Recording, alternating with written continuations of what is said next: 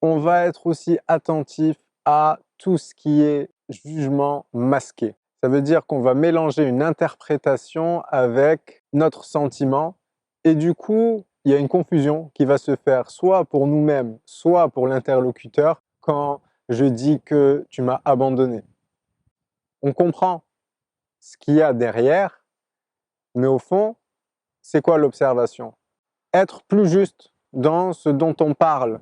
Parce que du coup, quand on utilise un mot comme abandonner, ben, on se déresponsabilise complètement et on met la responsabilité chez l'autre. À partir de là, on perd notre pouvoir et on devient une victime.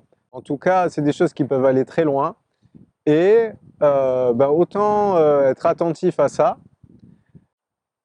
Donc ces termes, ils sont faciles à identifier, il y a une liste. Je mettrai le lien de cette liste en description.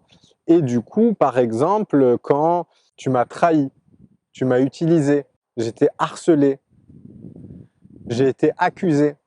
Au fait, tous ces termes, quand bien même ils vous paraissent justes aujourd'hui, ben vous allez voir que au fond, ce sont des jugements masqués.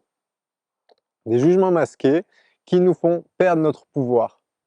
Donc, voir exactement quand on revient à l'observation et qu'on ramène à soi de quoi il est question à cet endroit-là. En tout cas, ça fait partie des étapes d'intégration de ce processus de travailler sur les éléments de langage parce qu'on a été conditionné à penser, à formuler en termes de jugement, en termes de dualité, en termes d'opposition.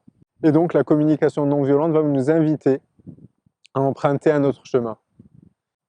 Voilà pour cette vidéo.